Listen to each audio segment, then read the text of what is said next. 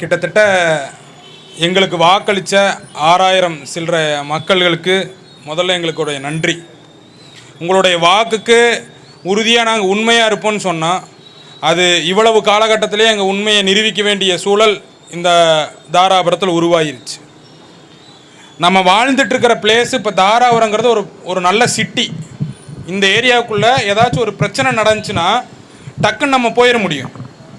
இப்போது அதாவது உங்களுக்கு சொல்லணுன்னா, இந்த இடத்துல ஏதோ ஒரு விபத்து நடந்துச்சுன்னா கூட நம்மளால் வந்து எளிதாக வந்து நம்ம அவங்கள போய் ஒரு மருத்துவமனையில் கொண்டு போய் சேர்த்திட முடியும். அந்த மாதிரி இடம் தான் தாராபுரம். அதாவது நமக்கு எவ்வளவு பெரிய ஆபத்து நம்ம கண்ணுக்கு தெரியாமல் நெருங்கிட்டு இருக்கிறங்கிறது நம்ம மக்களுக்கு விழிப்புணர்வு இல்லை. ஏன்னா உப்பாரணை குண்டடங்கிறது கிட்டத்தட்ட ஒரு 15-20 கிலோமீட்ரு, ரொம்ப வில்லேஜ். அந்த இடத்துல நீங்கள் ஒரு சின்ன எமர்ஜென்சினா கூட ஒரு 10லேருந்து ஒரு 15 நிமிஷம் எடுத்துக்கூடிய அதை ரிசீவ் பண்ணுறதுக்கு கூட அந்த டைம் எடுத்துக்கும். அந்த மாதிரியான ஒரு கிராமத்துக்குள்ள இந்த வடக்கர்களுடைய பிரச்சனை அதிகமாக இருக்குது. இதை நம்ம கவனிக்கணும். தாராபுரத்தில் இருந்து உள் கிராமம் இருக்கிறதுலே வில்லேஜ் வந்து பின்தங்கி இருக்கிற வில்லேஜுக்குள்ள வடக்கர்களுடைய அந்த வேட்டை ஆரம்பிச்சிருச்சு. இது இன்னும் கூடிய விரைவில் இப்போ வந்து இது பார்த்திங்கன்னா மூலூர் ஒன்றியம் உள்ள பொன்னிவாடி அந்த இடத்துல முட்டை பண்ணை இருக்குது, அங்கே வேலை செய்கிறாங்க. இந்த மாதிரி பரவலாக வேலை செஞ்சிட்ருக்காங்க. நாங்கள் சொல்கிறது என்னென்னா, யாரையும் வந்து வேலை செய்ய வேணான்னு சொல்ல, தெளிவாக புரிஞ்சுக்குங்க. யாரையும் வந்து வேலை செய்ய வேணாம், வேற ஒரு மாநிலத்திலிருந்து இங்கே வந்து வேலைக்கு கேட்பாங்க. ஒரு ஹோட்டல் வச்சுருக்கிறவங்களோ இல்லை நானே ஒரு ஒர்க் ஷாப் வச்சுருக்கேன், எனக்கே ஒரு தேவைன்னா ஒரு வடக்கர்கள் வேலைக்கு இருந்தால் ஒரு நல்லா ஹெல்ப்ஃபுல்லாக தான் இருக்கும் அப்படின்னு நினைப்பேன். நாங்கள் இப்போ என்ன சொல்கிறோன்னா, யாரையும் வேலைக்கு வைக்க வேணாம், நீங்கள் அவர்களை வேலைக்கு பயன்படுத்த வேணான்னு சொல்ல. நம்ம தமிழர்கள் கொஞ்சம் படுத்து உறங்கிட்டாங்க, அவங்கள எழுப்பி நீ வேலைக்கு கூட்டிகிட்டு வர்றதுங்கிறது நடக்கிற காரியம் இல்லை. நீங்கள் வடக்கர்களை வந்து பயன்படுத்துங்க, வட மாநிலத்தவங்களை பயன்படுத்துங்க. ஆனால் இந்த அரசு செய்ய வேண்டியது என்ன, முறைப்படுத்தணும். இப்போ தாராபுரத்துக்குள்ளே எத்தனாயிரம் பேர் வந்து வட மாநிலத்தவர்கள் இருக்கிறாங்கங்கிறத கணக்கெடுக்கணும். அவங்க எந்தெந்த இடத்துல வேலை செய்கிறாங்கன்னு இருக்கணும். அவங்களுடைய ஆதார் கார்டு, அவங்களுடைய அரசு ஆவணங்களை முதல்ல வந்து சரிபார்க்கணும். இன்னர் லைன் பர்மிட், அதை புரிகிற மாதிரி சொல்லணும்னா இன்னர் லைன் பர்மிட் கொடுங்க. ஒரு 2 வருஷமோ இல்லை 1 வருஷமோ கால வரையறை வச்சுக்கோங்க. நம்ம அதுக்கப்புறம் வந்து அந்த 1 வருஷம் கழிச்சு அவங்கள ரினியூவல் பண்ண சொல்லுங்கள். பக்கத்தால் இருக்கிற போலீஸ் ஸ்டேஷனில் வெரிஃபிகேஷன் பண்ணுங்க, அதை வந்து முறைப்படுத்துங்கிற. இதுக்கு மேலே இவ்வளோ தெளிவாக சொல்ல முடியாது. இருக்கிற ஒரு வில்லேஜில், ஒரு கிராமத்தில் ஒரு ஆட்டோ ஓட்டுநரை கழுத்து அறுத்துருக்காங்க. இப்போ அங்கே அவங்க வேலை செஞ்சுட்டு இருக்கிற ஏரியாவில் ஒரு 50% ஒரு ஹிந்திக்காரங்களாக இருந்தாங்க கூட, மீதி ஒரு 50% தமிழர்களாக இருக்கலாம். அந்த இடத்துல பாலியல் வன்கொடுமை நடக்கிறதுக்கான வாய்ப்பு இருக்குது. அங்கே கொலை ரவுடிசம் எல்லாம் நடக்கிறதுக்கு வாய்ப்பு இருக்குது. நான் சொல்கிறது வந்து, நாளைக்கு உப்பாரணைக்கு நீங்களே போனேன், உங்களுக்கு தெரியும். அந்த இடத்துல நான் தனியாக போயிட்டு இருந்தேன், என்னை அமுக்குனாங்க கூட தெரியாது. யாராச்சும் அந்த வழியில் போனால் தான் பார்த்தா தெரியும். அந்த மாதிரி இருக்கிற இடத்துக்குள்ளேயே வந்துருச்சு. இன்னும் உங்களுடைய இருக்கிற ஒவ்வொரு ஏரியாக்குள்ளேயும் வடக்கர்கள் யாரோ 2 பேர் 3 பேர்த்து உங்கள் ரோட்டில் நீங்கள் பார்த்துட்டு இருப்பீங்க. இது இன்னும் 5 வருஷம் 10 வருஷம் இப்படியே கடந்து போச்சுன்னு என்ன ஆகுனா, அவர்களுடைய எண்ணிக்கை அதிகமாகும். நீங்கள் இது முறைப்படுத்தாதனால என்ன பிரச்சனை? தாராபுரத்தில் அவங்க வந்து வேலை செய்கிறாங்க, நமக்கு அதுக்கும் பிரச்சனை இல்லை. நம்ம போகிறோம், நம்ம பொழப்ப பார்க்குறோம், சாயந்தரம் வர்றோம், சாப்பிட்றோம், படுத்துங்கிறோம். இதுக்கு நான் தடுக்கணுமா? மக்களாகி நான் வந்து இது கேள்வி கேட்கணுமா? அப்படிங்கிற 1000 கேள்விகள் உங்களுக்குள்ள இருக்கலாம். ஒரு வார்டில் ஒரு 300 ரோடு இருக்குங்க. இன்னைக்கு வார்டுக்கு 4 பேர் வந்துடுறான். நீங்கள் இந்த இதை இன்னர் லைன் பர்மிட் கொண்டு வரல, போலீஸ் வந்து சரியாக வெரிஃபிகேஷன் பண்ணலின்னா அந்த நாளைக்கு வந்து அதே வார்டில் வந்து 500 பேர் 500லேருந்து 600 பேர் வருவான். அந்த 600 பேர் யாருன்னு எடுத்து பார்த்தா ஒரு 250 பேர் வந்து தமிழர்கள் இருப்பாங்க, மீதி இருக்கிற ஆட்கள் எல்லாம் வடக்கர்களாக இருப்பாங்க. நாளைக்கு வார்டு எலெக்ஷனில் அவன் நிற்பான், அவனுடைய ஆட்கள் அவனுக்கு ஓட்டு போடுவான். அவனுக்கு பற்று இருக்குது, நம்ம வடக்க நிற்கிறான்னு சொல்லி ஓட்டு போடுவான். நம்மளே மாதிரி கிடையாது, அவனுக்கு பற்று இருக்குது, அவன் ஓட்டு போடுவான், வார்டு உறுப்பினராக வருவான். தாராபுரத்தில் ஒரு கவுன்சிலர் ஒரு ஹிந்திக்காரனாக இருப்பான். அவர்களுக்கு சார்ந்த திட்டங்களை ஈஸியாக கொண்டு வருவாங்க. இது வந்து பிஜேபியோட அஜெண்டா, ஒரே நாடு ஒரே தேர்தல். அதை முறைப்படுத்துறதுக்காக தான் இது வந்து தமிழக அரசு தான் நம்ம வந்து இது முன்னின்று அதை முதல்ல வந்து தடுத்து இதை வந்து இன்னர் லைன் பர்மிட்டு, அதுக்கப்புறம் மக்களுக்கு சேஃப்டி பாதுகாப்புக்கு உண்டான எல்லா விஷயங்களையும் செய்யணும். ஒரு ஆட்டோ ஓட்டுநருக்கு கழுத்து அறுத்துட்டாங்க, அதே வீதியில் அதே நேரத்தில் நம்ம மக்களில் நம்ம பிள்ளைங்க நம்மளோட பேரம்பேத்திக நம்ம யாராச்சும் அந்த நேரு போய் நமக்கு அந்த கழுத்து அறுத்தாதான் நம்ம ஹாஸ்பிட்டலில் போய் நின்று பேச முடியாத தருணம் வருதில்ல, அப்போ தான் அந்த வழி தெரியும். தலைவலி வந்தாலும் தனக்கு வரணும்பாங்க. அந்த மாதிரி யாரோ ஒருத்தருக்கு நடந்துருச்சுன்னு கடன் செல்ல வேணாம். உங்களுக்கு அருகில் இருக்கிறவங்க ஆளும் அரசுக்கு நீங்கள் வாக்கு செலுத்தி இருக்கலாம். இவ்வளவு நபர்கள் வாக்கு செலுத்தாமல் அவர்கள் ஆட்சியை பிடிக்க முடியாது. கண்டிப்பாக நீங்கள் வாக்கு செலுத்தி இருப்பீங்க. வாக்கு செலுத்துறது தப்புன்னு சொல்ல, உங்களுக்கான மாற்றத்திற்காக நீங்கள் வாக்கு செலுத்தி இருக்கீங்க. அந்த மாற்றத்திற்காக நீங்களும் கேள்வி கேட்கணுங்கிற. நீங்கள் கேள்வி கேளுங்க. அதாவது இந்த மாதிரி தாராவரத்தில் ஒரு பிரச்சனை வந்துருச்சு. இப்போ வந்து தாய் இல்லாத புள்ள மாதிரி தாராவரம். அப்போ ஒரு மக்களுக்கு நாங்கள் 6000 ஓட்டு வாங்கியிருக்குங்க. நாங்களே 15-20 நாளில் ஒரு உப்பால் டேம் கிட்ட ஒரு வடக்கம் வந்து கழுத்து அறுத்துட்டான்னு சொல்லி போராடுறோம். மக்களுக்கு தெரியப்படுத்துறது. இது போராட்டத்தினால என்ன நடக்க போகுது, உங்களுக்கு விழிப்புணர்வு வரும் அப்படிங்கிற ஒரு நம்பிக்கை. நீங்கள் வாக்கு செலுத்தி இருப்பீங்க. உங்கள் பக்கத்தால் இருக்கிறவங்க ஆளுங்கட்சியாக இருக்கலாம், அவங்ககிட்ட நீங்கள் எடுத்து சொல்லுவீங்க. இது கவனத்தை ஈர்க்கிறது, மக்களுக்கு அந்த விழிப்புணர்வு கொடுக்கறதுக்காகத்தான் நாங்கள் பேசிகிட்டு இருக்கோம். அங்கே அறுத்தது உங்கள் விஷயமே தெரியாது. ஏன்னா நியூஸ் டிவியில் போட்டிருக்க மாட்டாங்க, நீங்கள் பார்த்துருக்க மாட்டீங்க. அதிக ஷேர்ஸ் அது நடந்திருக்காது, அதிக லைக்ஸ் வந்திருக்காது. நாங்கள் என்ன சொல்கிறோன்னா, வாக்கு செலுத்திட்டு உங்கள் வேலையோடு விட்டு போக வேணாம். ஆளு அரசுக்கு சாதாரண மக்கள் உங்கள் கையில் இருக்கிற ஃபோனு எல்லாத்தையும் வச்சு பதிவு போடுங்க. இன்னர் லைன் பர்மிட் வேணும், நாளைக்கு நாங்கள் இந்த ஊருக்குள்ளே நான் நிம்மதியாக போகணுன்னு. இப்போ தாய் இல்லாத புள்ள மாதிரி தாராவரம் ஆயிடுச்சு. அந்த அம்மாவுக்கு 80,000 பேர் கிட்டத்தட்ட மக்கள் நம்பி வாக்களித்தாங்க. கிட்டத்தட்ட 16,000 ஓட்டு கிட்ட லீடிங்கில் ஜெயிச்சிருக்காங்க. அந்த அம்மா ஜெயிச்ச கையோடு என்ன பண்ணியிருக்கணும், சத்யபாமா அம்மா வந்து நம்பி வாக்களிச்சிருக்காங்க. எங்களையும் கூட நம்பல, 6,000 பேர் தான் நம்பியிருக்காங்க. 6,000 பேர் நம்பி எங்களுக்கு வாக்கு செலுத்தியிருக்காங்க. வீடு வீட நாங்கள் நோட்டீஸ் கொண்டு கொடுத்துருக்கோம், எங்களுக்கு ஓட்டு போடுங்க, நாங்கள் ஊழல் பண்ண மாட்டோன்னு. உறுதியாக அந்த 6,000 பேர்த்துக்கு நாங்கள் உண்மையானாச்சும் இருக்கணும். இன்றைக்கி வந்து நாங்கள் கத்திட்டு போயோம்னா தான் அந்த 6,000 பேர்த்துக்கிட்ட ஓட்டு வாங்கிட்டு நான் நிம்மதியாக போய் படுத்துங்க முடியும். உங்களுக்கு புரியுதுங்களா? நாங்கள் வெறுமனே இல்லை, ஒரு விழிப்புணர்வு அரசியல்னாச்சும் வச்சுங்களேன். நாம் தமிழர் கட்சி நீங்கள் ஒரு பெரிய கட்சியாவையும் கூட மதிக்க வேணாம், எங்களுக்கு வாக்கு செலுத்த வேணாம். நீங்கள் எந்த ஒரு அடிமட்டத்துக்கு போனாலும் நாங்கள் உங்களுக்கான விழிப்புணர்வு கொடுக்குறோம். நாங்கள் என்ன, நீங்கள் எங்களுக்கு வாக்கு செலுத்த வேணாம், ஆனால் நாம் தமிழர் கட்சி என்ன அரசியல் பேசுங்கிறதுனாச்சும் கேளுங்க. எங்களுக்கு வாக்கு செலுத்த வேணாம், எங்களை இன்னும் விமர்சிங்க, தப்பு இல்லை. எங்களுக்கு ஓட்டே போட வேணாம், தப்பு இல்லை.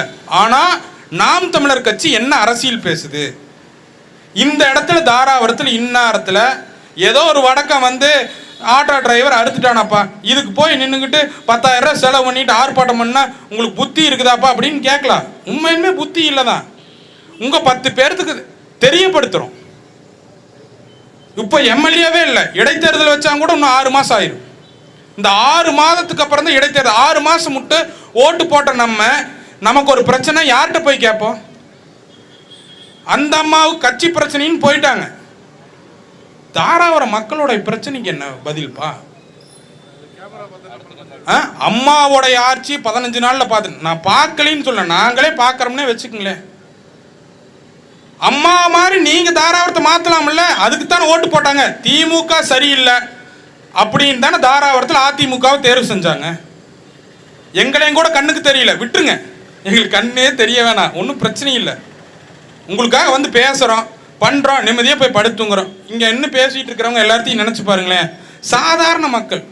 நான் கோனார்வட்டி சார்ந்தவன், நான் ஒரு ஒர்க் ஷாப் வச்சுருக்கேன், வேலை செய்கிறேன், நிம்மதியாக இருக்குன்னு இன்றைக்கி வந்து பேசுகிறேன். இது மாதிரி இங்கே இருக்கிற எல்லாருமே சாதாரண எளிய பின்புலம் கொண்டவங்க தான். இந்த நேரத்தில் அவங்க பொழப்புத்தனத்தை விட்டுட்டு வரணும்னு ஏதாச்சும் இருக்கா? இல்லை. மக்களுக்கு விழிப்புணர்வு, அதை மெயின் பண்ணி தான் சொல்கிறோம். கிட்டத்தட்ட இந்தியாவில் கிட்டத்தட்ட ஒரு 3 மாநிலத்தில் இன்னர் லைன் பர்மிட்டுங்கிறத கொண்டு வந்துட்டாங்க. உறுதியாக மாற்றத்திற்காக தான் இந்த மக்கள் வாக்களிச்சிருக்காங்க. 2 பேர் வேணான்னு சொல்லி போட்டாங்க, நான் தப்புன்னு சொல்ல. வாக்களித்தவங்களுக்கு நன்றி, ஆனால் வாக்களித்த மக்களுக்கு நீங்களும் உண்மையாக இருங்க. இன்னர் லைன் பர்மிட்டை கொண்டு வாங்க, வடக்கர்களை கணக்கெடுங்க, அவர்களை முறைப்படுத்துங்க. ஒரு 2 வருஷத்துக்கோ 1 வருஷத்துக்கோ ஒரு டைம் லிமிட் வச்சுட்டு போலீஸ் ஸ்டேஷனில் வெரிஃபிகேஷன் பண்ணுங்க, அவங்களையுமே ரினியூவல் பண்ண சொல்லுங்க, அந்த லைசன்ஸை ரினியூவல் பண்ண சொல்லுங்க. ஓட்டுநர் உரிமம் இருக்கிற மாதிரி வடக்கர்கள் இங்கே இருக்கிறவங்களுக்கு ஒரு உரிமத்தை கொடுங்க. அவர்களுக்கு வந்து நிலம் வாங்குறதுக்கோ அதுக்கப்புறம் ஓட்டர் ஐடி வாங்குறதுக்கோ இதுக்கெல்லாம் பர்மிஷன் கொடுக்காதீங்க, அதை தடுங்க. வாக்கு போயிருச்சுன்னா என்ன பிரச்சனைனா எங்க மக்களுக்கு அது தெரியாதுங்க. நான் உங்க கூட சொல்றேன், என் ஊர்ல 600 ஓட்டு இருந்துச்சுன்னா 3/4 பேர் வடக்கர்கள் வந்துட்டா என்னுடைய அதிகாரம் முடிஞ்சு போயிடும். அது மக்களுக்கு புரிய மாட்டேது. என்னுடைய ஒரு வாக்குல என்னன்னா என்னுடைய அவர்கள் வடக்கர்கள்ங்கிற ஒரு உணர்வு இருக்கும், அதனால அவங்களாம் ஓட்டு போட்டுருவாங்க. அதனால நீங்க தயவு செய்து எல்லாம் விழிப்புணர்வு அடையணும். இடைத்தேர்தலை மீண்டும் சந்திச்சா தாராபுரத்தில் அவர்களுக்கு 30 கோடி 40 கோடி பேரம், எங்களுக்கெல்லாம் 4 லட்சம் செலவு பண்ணுறதே பெருசு. அவர்கள் ஒரு வீட்டில் தான் சாப்பிட்டு வாக்கு கேட்க போகணும். அப்போவே எங்களை மறந்துடுவீங்களா? உங்கள் மேலே எங்களுக்கு நம்பிக்கை போச்சு. அதனால் உறுதியாக நீங்கள் செலுத்திய வாக்கிற்கு உங்களுடைய அருகில் இருக்கிற வாக்கு கேட்டு வந்தவங்களை தொல்லை பண்ணுங்க. என்னப்பா இப்படி நடந்து போச்சு, அதை சரி பண்ணுப்பா, ஊரில் தண்ணி வரலப்பா, அதை சரி பண்ணுப்பான்னு அவர்களை வேலை வாங்க. ஓட்டு போட்டுட்டு 5 வருஷம் நீங்களும் கம்முன்னு தர வேணாம். யாராச்சும் வந்தாங்கன்னா கேளுங்க, புதுசாக இருக்கிறாங்க. அதனால் உறுதியாக நீங்கள் கேள்வி கேட்டுக்கிட்டே இருக்கணும். அப்போ தான் பதில் சொல்லுவாங்க, சரி செய்யணும். எதிர்கட்சியாக இருந்து நாம் தமிழர் கட்சி சரி செய்யும். ஆட்சியை வண்டியை சரியாக போகிறதுக்கு சரியாக வழித்தடத்தை காட்டி எங்காச்சும் லெஃப்ட் இண்டிகேட்டர் போட்டு ரைட்டு திரும்பினா ஒரே உதை நாம் தமிழர் கட்சி உதைக்கும். அப்போ என்ன ஒன்று ஆஃப் பண்ணிவிட்டு மறுபடியும் நேராக போகணும். இந்த மாதிரி நாங்கள் ஆட்சி அதிகாரத்தில் இருந்தாலும் இல்லாட்டியும் உங்களுக்கு சரியாக முறைப்படுத்துறதுக்கு நாங்கள் எங்கள் கட்சி உறுதியாக இருக்கும். 4% தம்பி சொன்ன மாதிரி 4%லேருந்து 0க்கு வந்தாலும் இந்த 30 பேர் 40 பேர் கத்திட்டு தான் இருப்போம். இந்த மக்களுக்கு விழிப்புணர்வு கொடுத்துக்கிட்டே தான் இருப்போம். நாங்கள் சந்திக்கிற தேர்தல் எல்லாமே அரசியல் வெற்றி. அது மக்களுக்கு அந்த அளவுக்கு விழிப்புணர்வு இல்லை அப்படின்னு நான் மட்டப்படுத்தலை. உங்களுக்கு விழிப்புணர்வு இருக்குது. நீங்கள் ரசிக்கும்படியான இதே இந்த இடத்துக்கு முன்னாடி ஒரு ஆடல் பாடல் அண்ணன் சொன்னார், ஆடல் பாடல் வச்சுட்டு பண்ணணும் அப்படின்னு. ஆடல் பாடல்னு ஒரு நிகழ்ச்சி வச்சுருந்தா இந்நேரம் அந்த பஸ்ஸெல்லாம் தாண்டி இன்றைக்கி டிராஃபிக் ஜாம் ஆகிருக்கும். இன்னும் ஒரு 20 போலீஸ் வந்திருப்பாங்க. அதுக்கப்புறம் இடையில இந்த மாதிரி ஒரு ஓப்பனிங் கொடுத்து ஒரு பேசியிருந்தா உங்களுக்கு காதுக்குள்ளே வந்திருக்கும். கூட்ட முடியாமல் இல்லை, ஒரு வார காசு வச்சு 10 பேர்த்து கூட்டி என்ன பண்ணுறது? வாக்குக்கு பணம் கொடுத்து என்ன பண்ணுறது?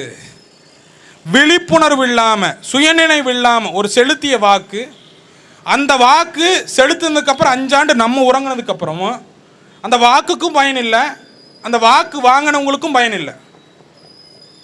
நான் வாக்கு செலுத்திட்டேன்னா அந்த செயல்படுத்தினதை 5 வருஷத்துக்கு நான் என்னோடய ஊரை டெவலப் பண்ணணும். அதுக்கு நான் ஆள் அரசுக்கிட்ட சொல்லிகிட்டே இருக்கணும். எல்லாருமே கடந்து செல்கிறீங்க, உறுதியாக நீங்கள்லாம் கவனிக்க வேண்டியது இன்னர் லைன் பர்மிட்டு உறுதியாக வேணுங்கிறது. உங்கள் ஊரில் பேசுங்க.